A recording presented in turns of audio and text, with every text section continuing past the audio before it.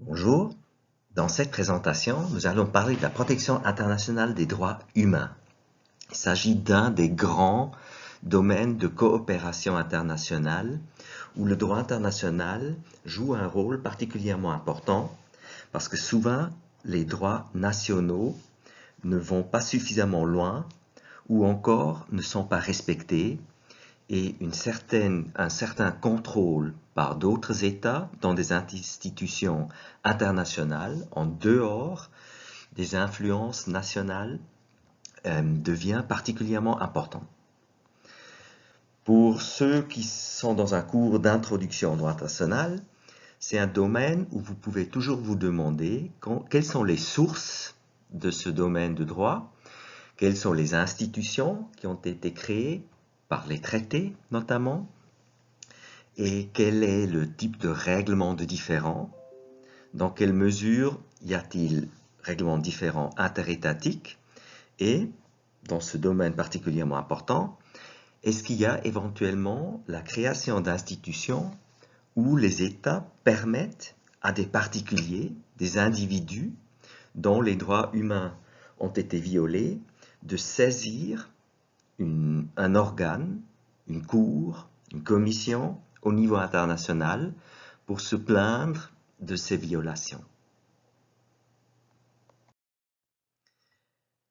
Nous allons donc traiter dans ce cours les instruments internationaux dans un premier temps, puis les instruments régionaux qui sont particulièrement importants pour la Suisse parce qu'ils vont un peu plus loin, notamment la Convention européenne des droits de l'homme avec sa Cour européenne des droits de l'homme à Strasbourg est d'une importance primordiale dans tous les domaines du droit suisse.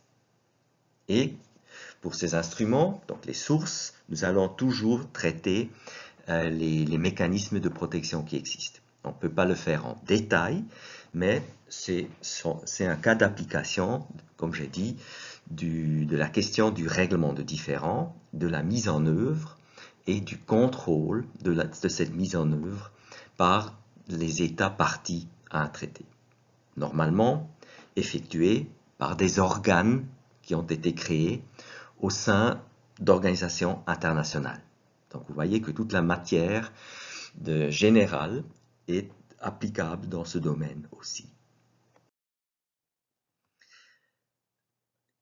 Pour un petit résumé historique, comment nous sommes arrivés à la protection telle qu'elle existe aujourd'hui?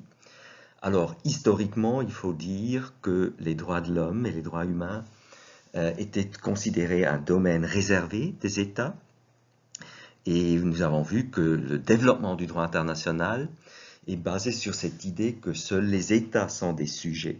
Et donc, il y avait certainement une réticence de parler de l'individu au niveau international et une réticence des États d'accepter que d'autres États s'immiscent dans les affaires internes d'un État et aient un avis ou expriment même qu'il y aurait une violation du droit international concernant le traitement d'un État des personnes sur son territoire, de ses résidents.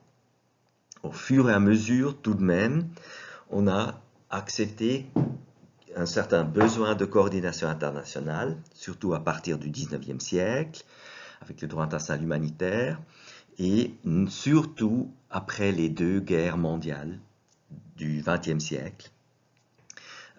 Mais encore aujourd'hui, bien sûr, presque tous les jours, vous pouvez lire dans la presse qu'un État se plaint d'une ingérence d'un autre État quand il y a des questions concernant la protection des droits humains. Alors pour la terminologie, normalement, j'utilise le terme droit humain, qui me semble le terme le plus moderne. C'est reflété déjà en anglais dans Human Rights, ou en allemand Menschenrechte, ou en espagnol Derechos Humanos, tandis que dans d'autres langues latines, aussi en français, on utilisait souvent historiquement le terme droit de l'homme, en italien par exemple diritti dell'uomo, et exceptionnellement, par exemple au Canada, vous trouvez parfois le terme droit de la personne, qui est plus neutre, mais qui a l'inconvénient souvent de mener à des confusions avec le domaine en droit civil qui régit certains aspects de ces questions. Donc, je vous suggère d'utiliser essentiellement le terme droit humain. Mais des documents historiques, par exemple la Convention européenne des droits de l'homme, à cause de sa date relativement tôt, parle par exemple des droits de l'homme. Donc là, c'est correct d'utiliser son titre officiel. Alors, pour le développement historique, sans vouloir aller trop dans les détails, cette question des droits humains s'est en principe toujours posée, mais les réponses, notamment en droit, étaient peut-être plus limitées. Alors, nous pouvons nous rappeler le début de ce cours où nous avons vu que les Romains distinguaient entre les droits de leurs citoyens et le droit des gens, qui incluait aussi les étrangers. Il s'agissait essentiellement de certains droits dans le commerce entre ces individus. Donc c'était assez limité. Et en même temps, ce domaine a donné naissance à la terminologie utilisée d'un droit donc, qui s'appliquerait aussi entre États et qui concernerait donc pas seulement les citoyens. Et c'est donc une des sources du droit international moderne. Et on peut y aussi voir une des sources des droits humains et de leur protection internationale. Au Moyen Âge, l'individu et son traitement par les hiérarchies, les autorités, étaient certainement énormément influencés par le rôle de l'Église catholique, au moins en Europe, et par la suite dans les colonies, donc tout de même dans une partie importante du monde. Et il se posait essentiellement, avec les découvertes des nouvelles terres, des questions concernant le traitement des individus, des peuples indigènes qu'on avait rencontrés, par exemple, en Amérique. Et non seulement la question de l'esclavage, mais aussi de leurs droits de propriété. Et ici, on voit un élément, un noyau important pour le développement des idées que ces individus, en tant qu'êtres humains, ont des droits que les colonisateurs devraient respecter, ce qui n'a souvent pas été fait. Donc des violations graves des droits humains de notre point de vue d'aujourd'hui. Un bon exemple est Bartolomé de las Casas, un théologien, un moine dominicain espagnol, dont nous avons parlé au début de ce cours pour décrire le développement de l'idée d'un droit international ou d'un droit qui lie les États, d'un droit naturel qui lie les États, la protection des droits des peuples originaires d'Amérique. Malheureusement, comme je l'ai déjà dit, beaucoup de ces idées de Bartolomé de las Casas, même s'ils ont trouvé un certain soutien, par exemple par le roi espagnol, n'ont finalement pas été respectées dans les colonies parce que la mise en œuvre, le contrôle était difficile. Il y avait des intérêts économiques qui prépondéraient. Et aujourd'hui, nous voyons, pour ces raisons, la colonisation d'un œil particulièrement critique. Les droits humains, comme d'autres domaines qui aujourd'hui sont le sujet de coopération internationale, se développent dans un premier temps à niveau national. C'est l'État national qui a la possibilité d'adopter des lois et de les faire respecter. Au fur et à mesure, on voit l'idée des droits humains. Pour l'Europe, nous parlons d'abord des influences de la pensée anglo-saxonne, avec la Magna Carta ou la Bill of Rights en Angleterre, qui se traduit plus tard par une volonté de liberté et de droits humains dans les colonies, notamment aux États-Unis, avec la Virginia Declaration of Rights et la Déclaration d'indépendance, et la Bill of Rights de 1791. Et c'est cette période à la fin du XVIIIe siècle qui aussi pour nous en Europe, sur le continent, devient particulièrement important avec la Révolution française et la Déclaration des droits de l'homme et du citoyen, qui mène aussi par la force et par les troupes et la puissance occupante, la France, à l'introduction d'un premier catalogue des droits humains en droit suisse avec la Constitution helvétique de 1798. L'héritage qui s'inspire directement de ce développement se trouve aujourd'hui dans la Constitution fédérale à niveau national, où nous voyons dans le titre 2, sous les titres droits fondamentaux, citoyenneté et buts sociaux, l'essentiel de ces droits humains. On peut mentionner deux choses qui sont particulièrement importantes. Alors vous voyez, au niveau national, en Suisse, nous parlons normalement des droits fondamentaux, tandis qu'en droit international, nous utilisons plus souvent le terme droit humain. Ça, c'est une question de terminologie qu'on peut discuter, mais qui est relativement établie. Vous voyez aussi trois catégories ici. Les droits fondamentaux dans le chapitre premier, puis des domaines où on distingue tout de même, où notamment les étrangers ont moins de droits. On a déjà parlé de ce lien privilégié que le citoyen a avec son État. Et puis, typique pour la Suisse, les buts sociaux, ce que nous allons appeler en droit international les droits économiques, sociaux et culturels, est assez sous-développé dans la Constitution suisse, même si dans la réalité aujourd'hui, ces droits sont mieux garantis. C'est aussi un héritage du développement historique, notamment des idées libérales du XIXe siècle, qui se reflètent encore aujourd'hui dans notre Constitution. Et nous allons retrouver ces distinctions en droit international pour les mêmes raisons, pour des idées fondamentales et politiques concernant les différents droits humains au niveau international.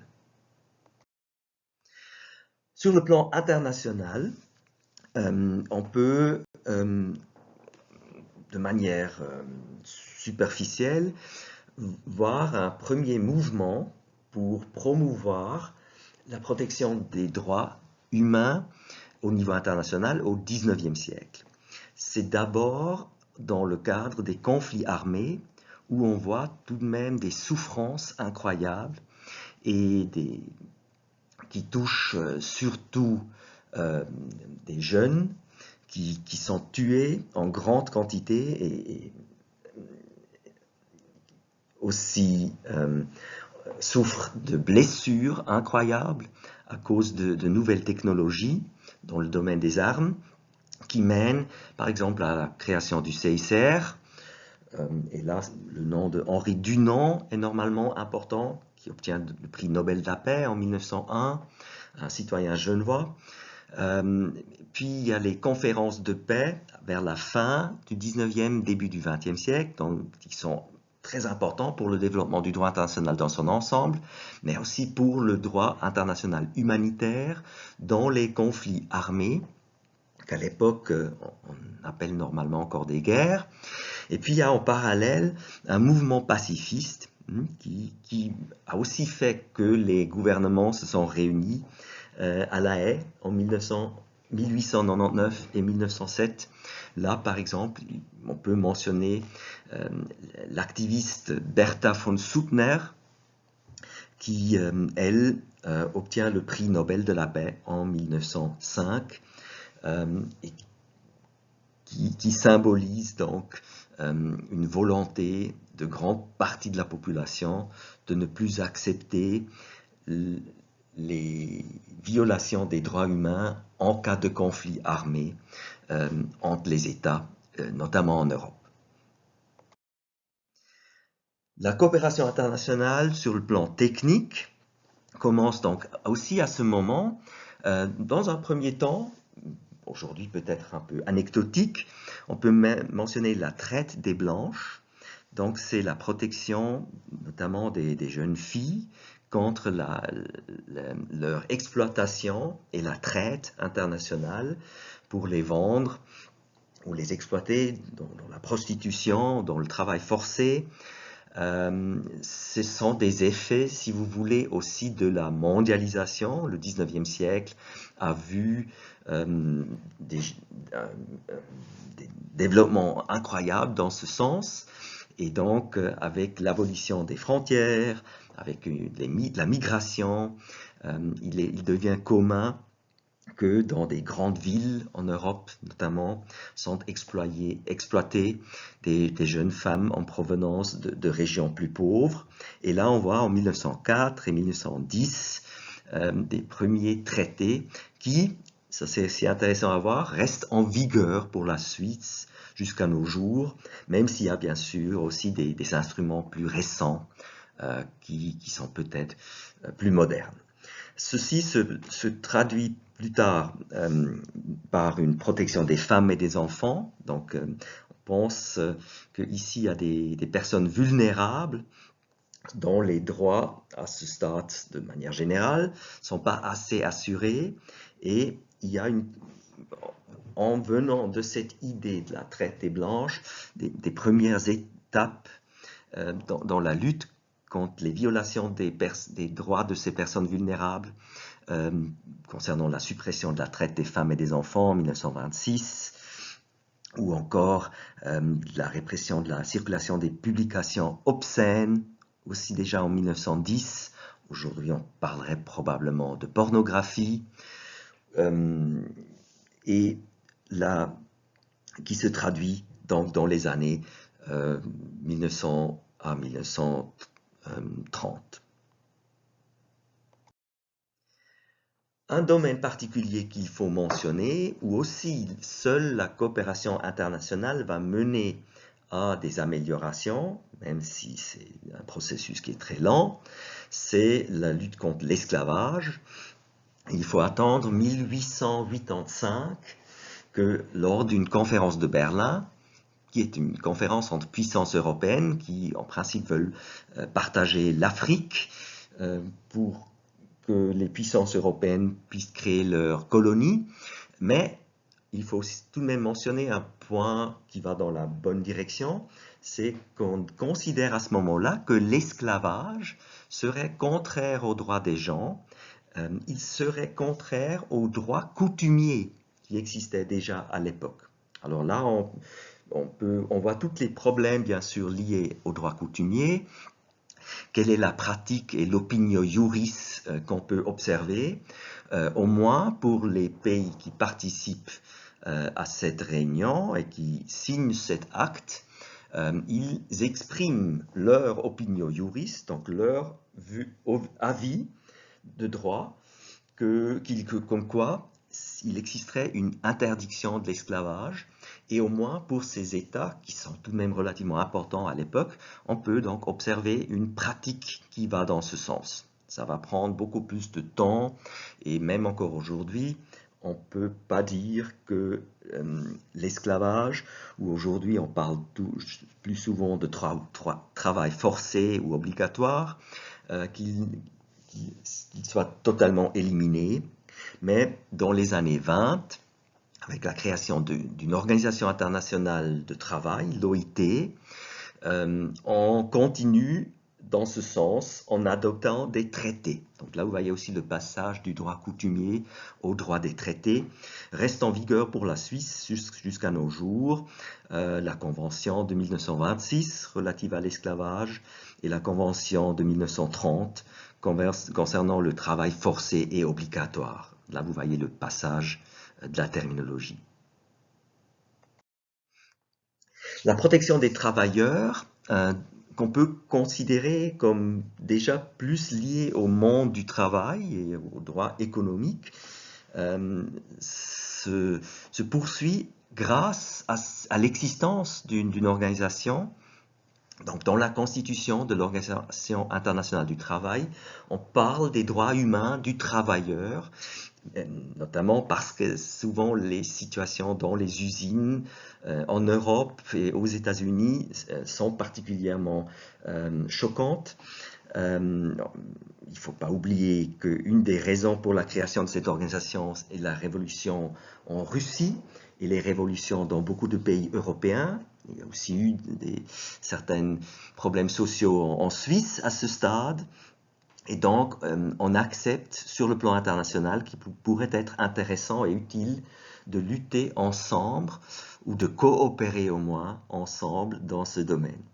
Il faut voir que certains traités avaient déjà été adoptés plus tôt, comme les domaines que nous avons vus sont des conséquences de la mondialisation et de l'industrialisation. Un traité qui reste en vigueur, même si aujourd'hui il est moins important, mais qui est très intéressant, c'est une convention de 1906 sur l'interdiction de l'emploi de phosphore blanc dans l'industrie des allumettes. Alors, ce phosphore blanc est utilisé pour la production d'allumettes, mais il est extrêmement dangereux. Il mène à des brûlures énormément douloureuses et dangereuses pour les travailleurs dans cette industrie. Et il y a donc beaucoup de victimes qui meurent ou qui restent handicapées. Et là, pour avoir aussi des conditions de travail et qui ont aussi une répercussion sur les coûts, bien sûr, en Europe, on adopte une telle convention qui veut éliminer l'utilisation de ce produit dans ce secteur de l'industrie. 1919, une convention des nations de l'OIT essaie d'éliminer le travail de nuit des enfants dans l'industrie. Donc on voit aussi ici une protection particulièrement importante de ce qu'on appelle normalement les groupes vulnérables ou les personnes vulnérables, par exemple les enfants, comme on le voit dans cette convention de 1919. Suite à des guerres au 19e et puis au 20e siècle, on se rend aussi compte que les minorités, normalement éthiques, linguistiques, religieuses à cette époque, devient un problème avec des changements des frontières. Et c'est un problème qui se poursuit jusqu'à nos jours dans le monde entier. Déjà lors du congrès de Vienne, où on redessine les frontières en Europe, on se rend compte que, par exemple, il y a maintenant des minorités polonaises en Prusse ou en Autriche, ou encore en Russie, donc ils sont maintenant devenus des résidents et des citoyens de nouveaux pays, mais avec une culture et une histoire qui est très différente, et on se demande dans quelle mesure on doit leur accorder une protection concernant leur propre culture, et par exemple l'utilisation de leur langue dans l'éducation. Cela s'intensifie au XXe siècle, notamment après la Première Guerre mondiale, dans le traité de paix, le traité de Versailles et les autres traités de 1919. On parle aussi des minorités, de l'usage de leur langue et des droits politiques et culturels qu'ils auraient pour être représentés au niveau politique, ce qui pour des minorités est souvent difficile si on ne prend pas des mesures concrètes. Ici, il y a plusieurs exemples qui restent en partie problématiques jusqu'à nos jours. Un exemple est aussi la protection, par exemple, de la langue allemande en Italie, avec le Tyrol du Sud, qui devient l'Alto Adige italien. Tout à coup, il y a des germanophones en Italie, un pays qui a mis longtemps à être unifié en utilisant une culture commune, la culture italienne, sur la base de la langue et la littérature italienne. Et là, l'existence d'un grand groupe de germanophones a créé des problèmes qui persistent jusqu'à nos jours. Quel est le système moderne? c'est essentiellement, même si beaucoup des traités que nous venons de voir restent en vigueur et beaucoup des problèmes rencontrés déjà à l'époque sont d'actualité, le système onusien qui obtient une importance primordiale en 1945 dans la Charte des Nations Unies, la protection des droits humains devient un des piliers du système, même si dans la charte on trouve encore relativement peu. Il y a tout de même relativement vite des activités qui au fur et à mesure s'intensifient et obtiennent une importance plus accrue. Première étape, c'est la création d'une commission des droits de l'homme qui doit s'intéresser maintenant à l'état des droits humains et à la protection des droits humains dans les États. Cette commission, comme beaucoup des organes des Nations Unies, au fur et à mesure, est très politisée. Et encore aujourd'hui, c'est lié au fonctionnement des Nations Unies. Tout de même, en 2006, on essaye d'améliorer au moins certains points, même si cette réforme n'est pas parfaite, et on remplace cette commission par le Conseil des droits de l'homme des Nations Unies. Donc là, vous voyez toujours, normalement en français, cette ancienne terminologie des droits de l'homme, mais il s'agit d'un conseil. Ça, c'est pour montrer que cet organe, en principe, du point de vue formel au moins, était aussi important que le Conseil de sécurité, même si dans la réalité, il fonctionne assez différemment. Donc, le Conseil des droits de l'homme des Nations Unies, l'organe central du système onusien aujourd'hui. Quant à la matière qui est couverte et à l'harmonisation, si vous voulez, de ces droits, on aboutit en 1948 à une déclaration universelle des droits de l'homme. Alors, c'est la première fois qu'un grand nombre d'États ensemble déclarent certains droits, le droit à la vie, l'absence de torture, la protection de la vie privée, etc., dans un document international.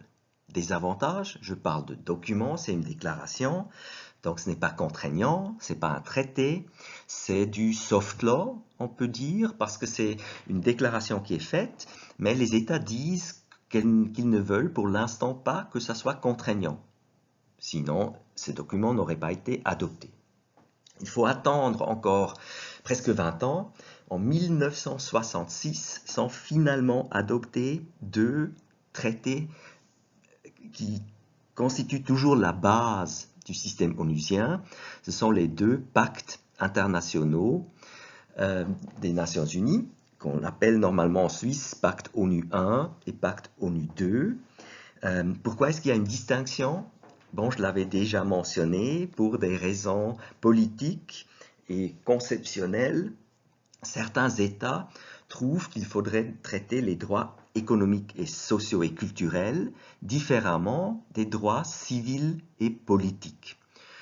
C'est certainement une vue qui continue à être importante en Suisse. On l'a vu dans notre constitution de 1999, où on parle que de buts sociaux, quand on parle de ce que, ici, dans le pacte ONU 1, est appelé droits économiques, sociaux et culturels.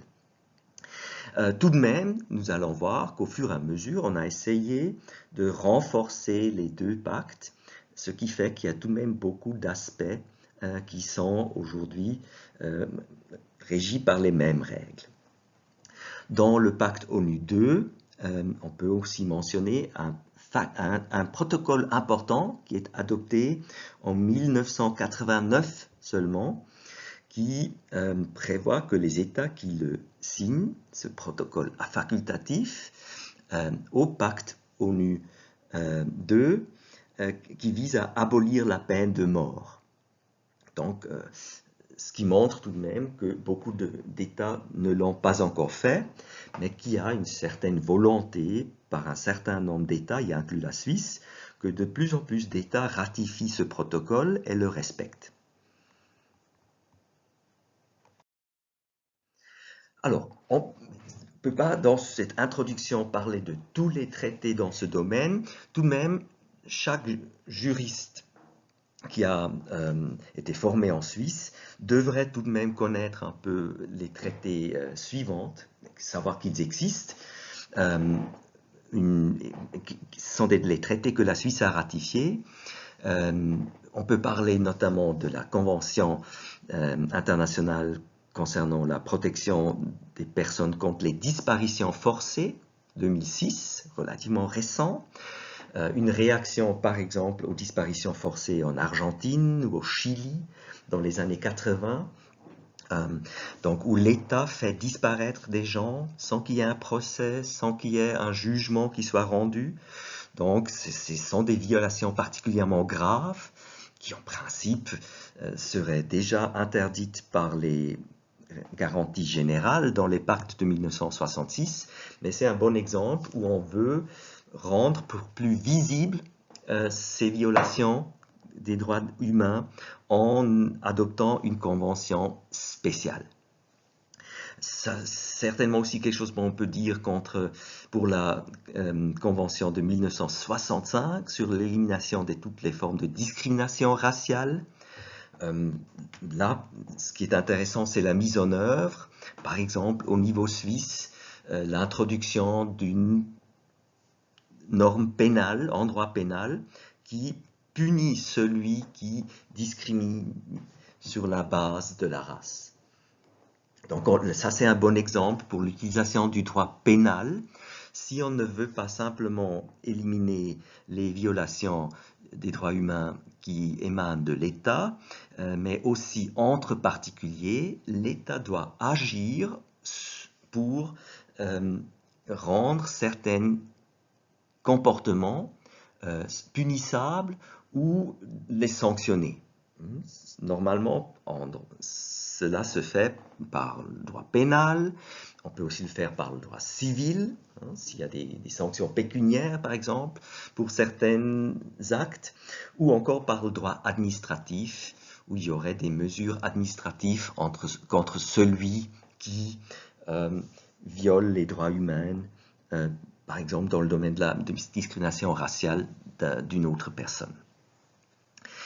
D'autres conventions spéciales sont par exemple la convention de 1984 contre la torture et les autres peines ou traitements cruels, inhumains ou dégradants. De nouveau, parce qu'on s'est aperçu que encore à ce stade et encore aujourd'hui, la torture existe, cause des grandes souffrances, semble inacceptable, même si en principe elle est déjà interdite par les pactes de 1966 et de nouveau on veut rendre ce type de violation de droits humains plus visible. Là aussi, il y a un protocole facultatif pour créer une mise en œuvre au niveau international, dont nous parlerons dans un instant. Il y a aussi la Convention relative aux droits de l'enfant, ou la Convention sur l'élimination de toutes les formes de discrimination à l'égard des femmes. Là, vous voyez un héritage de ce qu'on a déjà vu au début du XXe siècle. Même presque un siècle plus tard, ces personnes restent particulièrement vulnérables. Et là, il y a un accord international qui mérite d'être protégé. À cela s'ajoutent d'autres conventions pour certaines personnes plus tard. Un des derniers exemples, c'est la convention de 2006 relative aux droits des personnes handicapées. Donc dans les trois conventions, droits de l'enfant, discrimination à l'égard des femmes, droits des personnes handicapées, on trouve que ces personnes, que leurs droits humains ne sont pas suffisamment respectés et qu'il faut rendre ces violations plus visibles en concrétisant les obligations des États, aussi souvent concernant le règlement du traitement par des particuliers, plus clair, plus visible, et on adopte donc ces conventions. Ce processus va aussi continuer à l'avenir. Ici, un exemple pour un groupe dont les droits humains ne sont pas respectés par tous les États et où il y a moins de consensus. Les personnes LGBT, donc les personnes lesbiennes, homosexuelles, gays, bisexuelles ou transgenres, eux souffrent encore dans beaucoup d'États. Il y a des États où certains comportements sont criminalisés, il y a des États où ces personnes n'ont pas le droit de se marier ou d'adopter des enfants, ou encore où les personnes qui aimeraient changer de sexe, les personnes transgenres ne le peuvent pas ou doivent se faire opérer pour pouvoir le faire, ce qui est tout de même une violation grave de leur intégrité physique. Mais comme il n'y a pas de consensus au sein des Nations Unies, ou même pas en Europe, pour adopter une convention, il y a eu des experts, donc des juristes, qui en 2007 ont rédigé un document qui s'appelle les principes de Yogyakarta. Et là, c'est un bon exemple pour un document qui est souvent utilisé dans la pratique internationale. On fait référence comme s'il s'agissait d'une convention spéciale, comme nous l'avons vu pour d'autres groupes, par exemple les personnes handicapées. Mais ça reste, on peut dire, du soft law. Donc c'est un document qui existe, il a été même révisé en 2007, on parle des principes de Yogyakarta plus 10. Et qu'est-ce qu'il fait? Il applique aussi les traités existants, par exemple les traités qui prévoient le droit au mariage, les traités qui prévoient un droit à la protection de la vie privée, et il concrétise ce que ça signifie pour ces personnes. Donc c'est la même réflexion que nous avons vue pour les conventions pour certains groupes vulnérables, enfants, discrimination à l'égard des femmes, handicapés, sauf que ici il n'y a pas de consensus international et on n'a pas encore un traité international, ce qui pourrait peut-être être possible, au moins en partie ou au niveau régional, à l'avenir. Donc c'est un bon exemple pour l'élaboration d'un document non contraignant, mais qui a une certaine influence sur la pratique, sur l'interprétation et l'application des traités existants. Il est intéressant que ici, c'était essentiellement des experts, donc des individus qui l'ont fait, tandis que traditionnellement, pour le soft law, nous avons surtout parlé d'exemples où certains États, au moins, avaient rédigé des documents non contraignants. Ça montre que ici, ça reste particulièrement difficile de convaincre des gouvernements de s'engager. Mais il y a certains développements aussi au système des Nations Unies avec l'adoption de certaines résolutions non contraignantes qui vont dans le sens d'une meilleure protection aussi de ce groupe. L'organe principal du système onusien, nous l'avons déjà dit, est le Conseil des droits de l'homme des Nations Unies. Il siège à Genève, donc c'est particulièrement facile pour nous de suivre son travail. Et un des exercices les plus importants auxquels il se consacre, c'est l'examen périodique universel, EPU, qui est un examen de tous les membres des Nations Unies et qui prend tous les traités applicables à un État et regarde dans quelle mesure ces obligations dans ces traités sont respectées par les États. Alors, vous voyez déjà une des faiblesses de ce système, il y a tout de même beaucoup d'États qui n'ont pas ratifié certains traités dans ce domaine. Nous avons vu, un État n'est lié que par les traités qu'il a acceptés. Il a peut-être du droit coutumier qui est applicable, mais l'essentiel de cet examen au sein des Nations Unies, c'est l'examen des traités et le respect de ces traités des États qui les ont acceptés. Et deuxièmement, il y a souvent des possibilités de réserve. Vous vous souvenez, dans le domaine du droit des traités, nous avons parlé des réserves, et dans le domaine des traités concernant les droits humains, et leur protection, les réserves de certains États sont très importants. Donc, là, les États ne sont pas obligés de respecter certaines dispositions s'ils ont fait des réserves quant à leur application. Tout de même, lors de cet examen, on peut suggérer aux États de lever ou de retirer certaines exceptions. Du point de vue politique, c'est faisable, mais ce n'est pas contraignant, ça reste des recommandations. C'est aussi un exercice qui est très important pour la transparence, qui donne une plateforme où on peut discuter de la protection des droits humains dans un État, parce qu'il y a 3 documents qui sont utilisés lors de cet examen. Il y a un document qui vient de l'État, où bien sûr on parle de l'idée qu'il n'est pas trop critique. Mais il y a un deuxième document qui vient de l'administration onusienne. Et là, l'administration est gérée par une entité au sein des Nations Unies qui s'appelle le Haut Commissariat des Nations Unies aux droits de l'homme.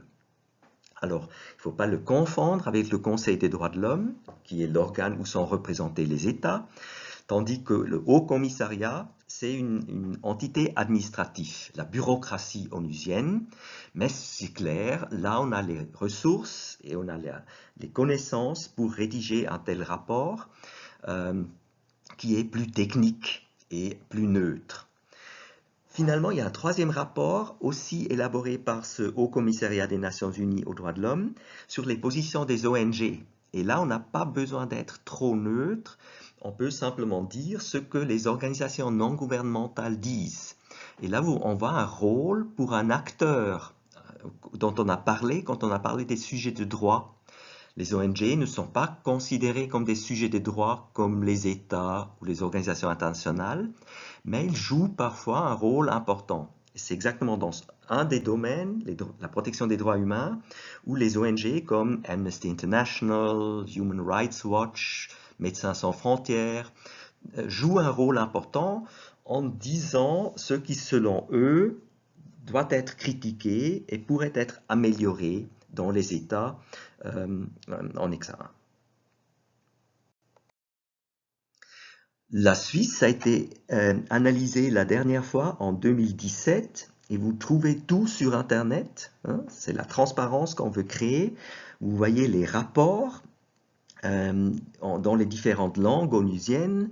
Vous voyez l'examen, la séance a eu lieu le 9 novembre 2017, 3h30.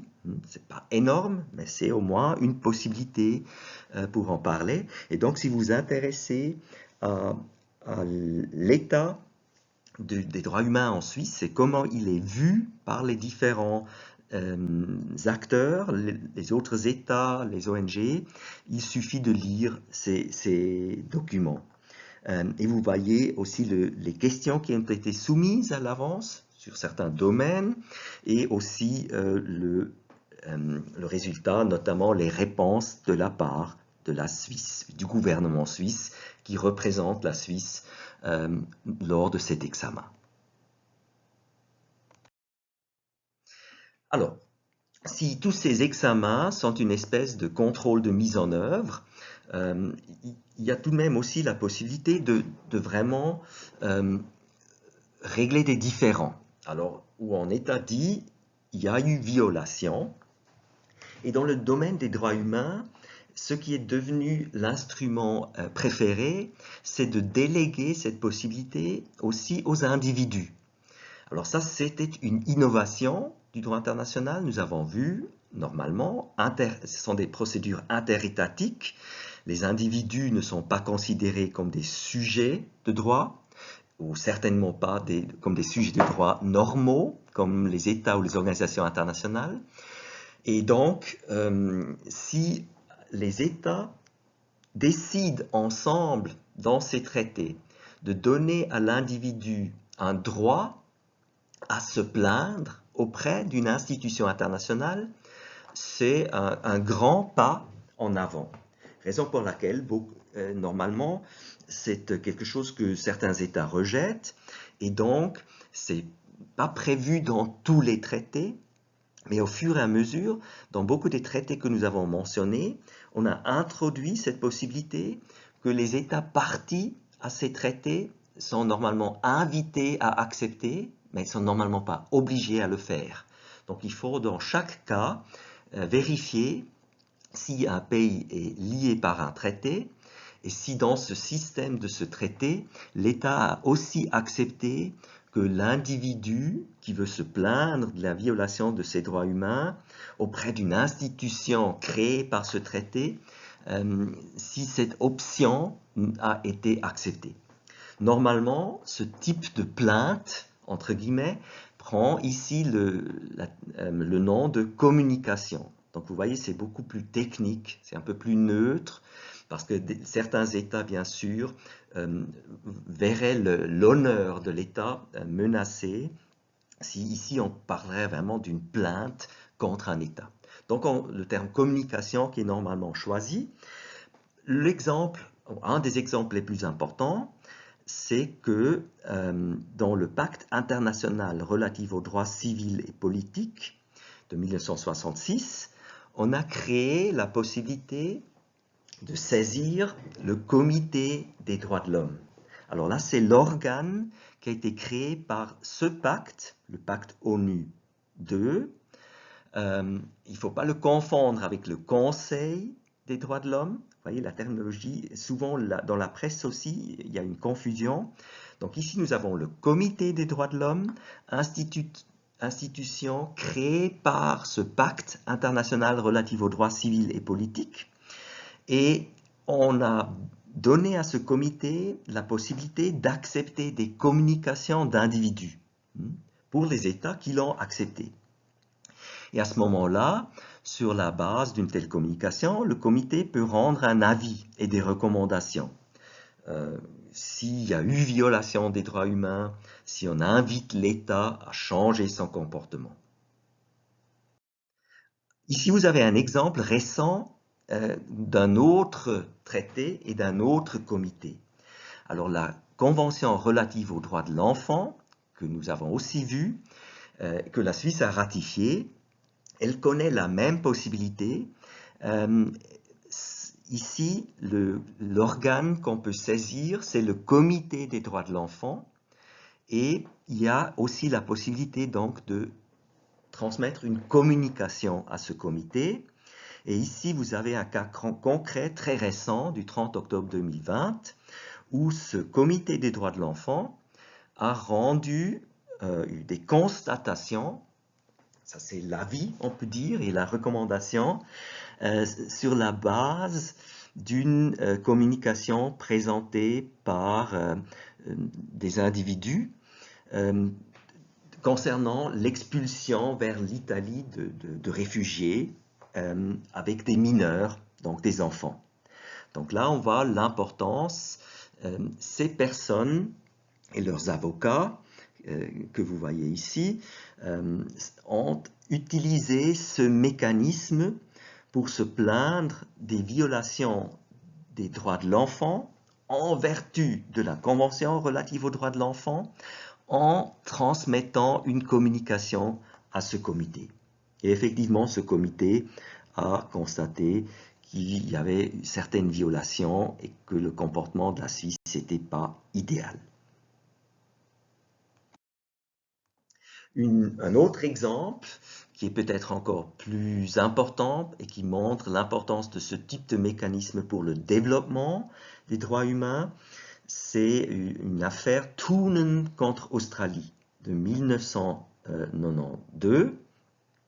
Alors ici, c'est un ressortissant Nicholas Toonen de l'Australie, la Tasmanie, c'est une partie de l'Australie. Et dans son cas, il s'agissait d'une condamnation par les autorités locales suite à des actes de sodomie, donc des relations sexuelles entre personnes adultes, mais du même sexe, qui en Tasmanie, cette partie de l'Australie, en 1992, était encore criminalisée. Alors, M. Toonen a saisi le comité des droits de l'homme des Nations Unies, donc le comité institué par le pacte ONU 2, et effectivement, ce comité a dit qu'il n'était pas acceptable et qu'il n'était pas compatible avec la protection de la vie privée telle qu'elle est assurée par le pacte ONU II, de pénaliser des actes sexuels entre personnes adultes, des actes consensuels, et ceci a mené à l'abolition de cette norme pénale en Australie. Donc on peut voir que ici, même s'il ne s'agit techniquement que d'une recommandation, certains États, par la suite, se conforment à la jurisprudence internationale qui émane de ces organes, et c'est considéré un leading case, donc un cas important pour l'interprétation du pacte ONU II, qui devrait aussi être respecté dans d'autres États. Si je dis devrait, malheureusement, il y a toujours plus de 70 États dans le monde entier qui criminalisent des actes sexuels consensuels entre adultes, souvent bien sûr parce que ces États ne sont pas liés par les pactes ONU II, parce qu'ils ont fait des réserves, ou simplement parce qu'ils ne respectent pas ces normes de droit international. Donc dans les examens dont nous avons parlé, organisés par le Conseil des droits de l'homme, souvent on pose à ces États des questions concernant cette criminalisation et s'ils ne seraient pas en mesure de abolir ce type de répression. Parlons encore un tout petit peu du plan régional, ce qui dans la pratique dans le quotidien, notamment de l'administration, mais aussi des autorités pénales, est particulièrement important. Alors vous allez en parler beaucoup dans d'autres cours. Ici, juste une petite introduction. Pour la Suisse, l'organisation la plus importante dans le domaine des droits humains est certainement le Conseil de l'Europe, qui a lui-même adopté un grand nombre de traités. Donc, organisation internationale au sein de laquelle les États collaborent dans différents domaines. Et un des domaines les plus importants, c'est certainement la protection des droits humains. Il y a aussi la protection de la sécurité, la lutte contre le crime, souvent lié à la protection des droits humains. Et l'instrument phare de ce Conseil de l'Europe est la Convention du 4 novembre 1950 des sauvegardes des droits de l'homme et des libertés fondamentales. Normalement appelée la Convention européenne des droits humains ou des droits de l'homme, la CEDH. Et la Suisse l'a seulement ratifiée dans les années 70. Elle est entrée en vigueur pour la Suisse seulement en 1974. Donc avec beaucoup de retard. Ce qui est aussi assez intéressant si on regarde la protection des droits humains en Suisse et la réticence du gouvernement et du Parlement d'accepter des nouvelles obligations. Mais après, avec beaucoup de retard, normalement, on le fait tout de même. Cette convention est particulièrement importante parce qu'elle a un mécanisme de mise en œuvre, si vous voulez, de règlement de différend qui est particulièrement fort. Il s'agit d'un organe de ce traité. La Convention crée en 1959 la Cour européenne des droits de l'homme, qui rend son premier arrêt le 14 novembre 1960. Donc c'est assez innovateur dans le sens qu'on ose parler ici d'une cour que d'abord les États peuvent saisir pour se plaindre de violation de cette convention. Donc on peut le voir comme un mécanisme de règlement de différend où on peut saisir une cour spécialisée.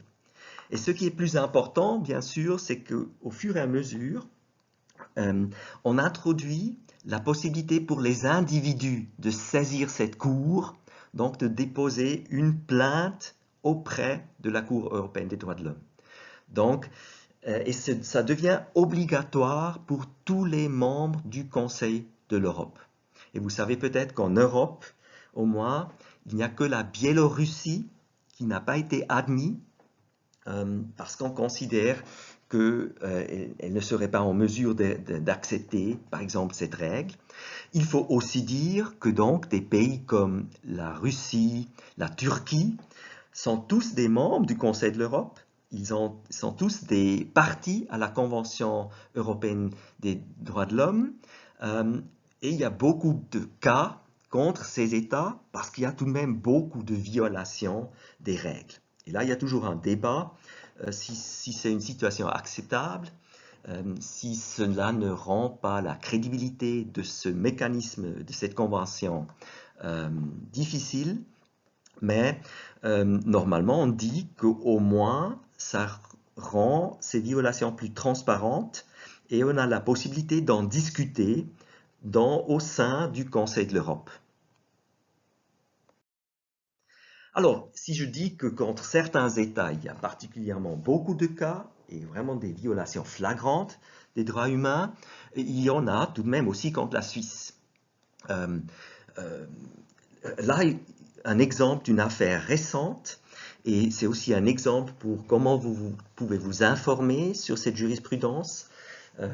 Si vous êtes abonné à mon blog, vous recevez toutes les affaires concernant la Suisse, et vous recevez les jugements qui sont le résultat de requêtes qui ont été déposées contre la Suisse.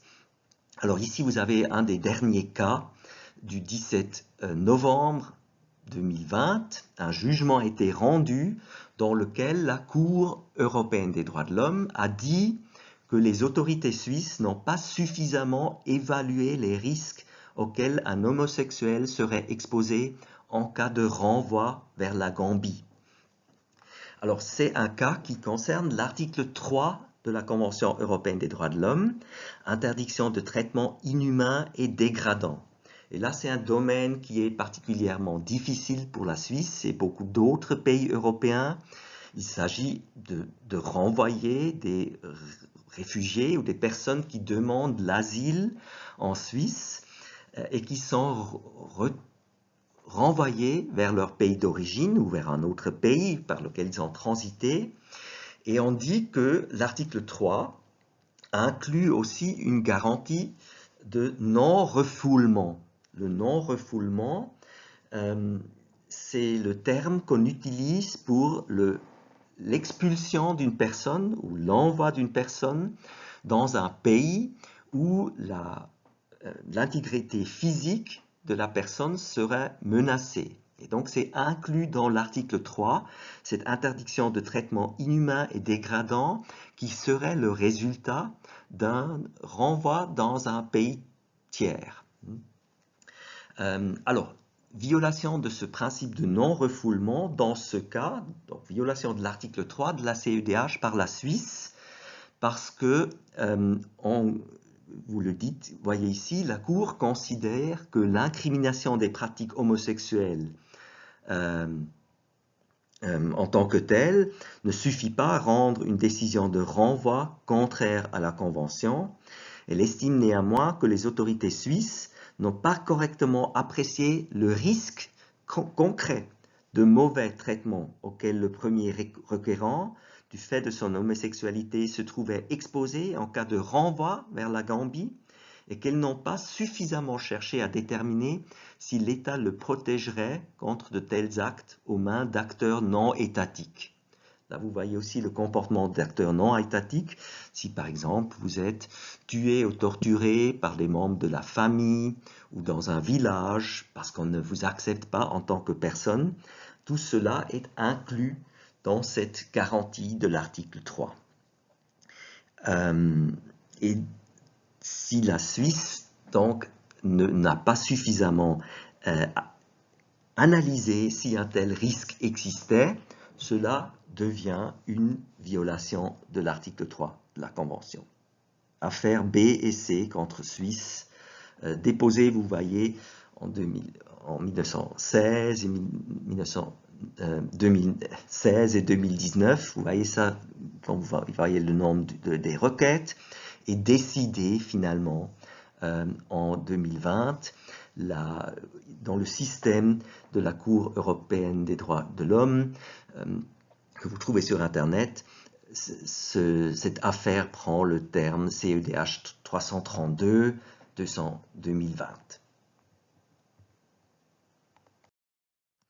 Alors, il faut aussi mentionner au niveau européen les activités de l'Union européenne qui sont importantes pour les membres de l'Union européenne, donc pas directement pour la Suisse qui n'est pas membre de l'Union européenne. C'est aussi le moment de rappeler que dans la presse, souvent, et aussi certains représentants politiques, notamment de certains partis, ne sont pas toujours en mesure de distinguer entre l'Union européenne, dont la Suisse n'est pas membre, avec le Conseil de l'Europe, dont nous venons de parler et dont nous sommes membres. Alors, l'Union européenne, dont la Suisse n'est pas membre, a adopté une charte des droits fondamentaux de l'Union européenne en 2000, qui donne à la Cour de justice comme organe principal de justice de l'Union européenne, qui, elle, siège à Luxembourg. Pour cette raison, elle est souvent appelée la Cour de Luxembourg, notamment pour la distinguer aussi de la Cour européenne des droits de l'homme du Conseil de l'Europe qui siège à Strasbourg. Là, vous avez un système propre à l'Union européenne. Bien sûr, en même temps, tous les membres de l'Union européenne sont aussi des parties à la Convention européenne des droits de l'homme. Donc là, il y a des systèmes en parallèle au niveau européen pour les membres de l'Union européenne. L'institution, une institution particulièrement importante de l'Union européenne, qui est très active, qui produit des documents très importants et d'une bonne qualité, malheureusement pas pour la Suisse, c'est l'Agence des droits fondamentaux de l'Union européenne. Donc ça, c'est l'administration au sein de l'Union européenne qui est consacrée à l'analyse de l'état de la protection des droits humains dans l'Union européenne. Elle a son siège à Vienne. Sur le plan international, juste pour votre culture générale, il existe d'autres systèmes régionaux, notamment dans les États d'Amérique.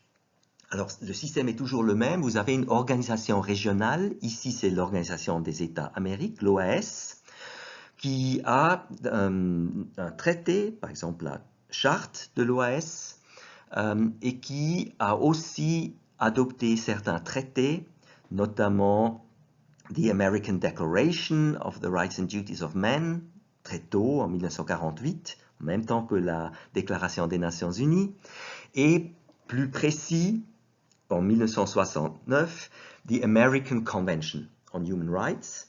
Et là-dedans, vous avez aussi des organes qui peuvent être saisis, mais seulement par les États qui les ont acceptés, comme la Cour interaméricaine des droits de l'homme, qui siège à San José, au Costa Rica, et la Commission interaméricaine des droits de l'homme, qui siège à Washington, D.C., aux États-Unis.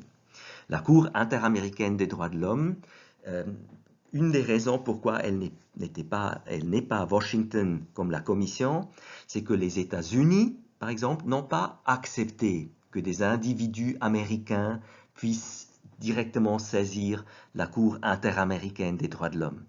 Donc les arrêts de la Cour interaméricaine des droits de l'homme portent surtout sur des affaires en Amérique latine, parce que les États-Unis n'ont pas accepté ce système.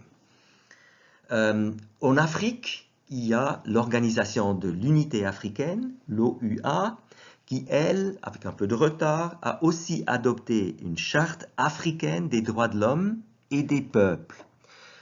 Ici, point intéressant en lien avec la théorie générale du droit international.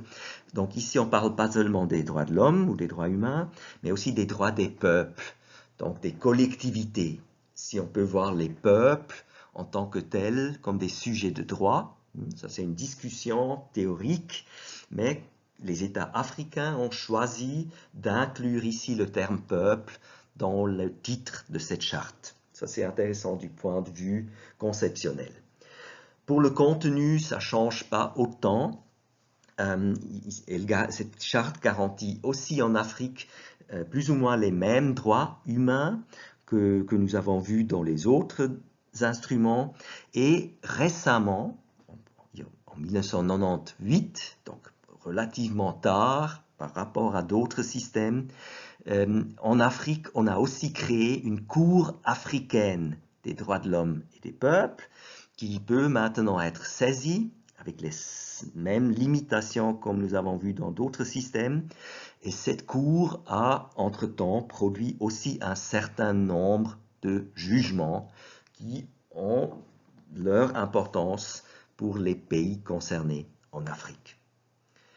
Voilà, c'est tout pour ce chapitre particulièrement important, une introduction à un domaine qui est particulièrement important dans tous les domaines du droit aujourd'hui.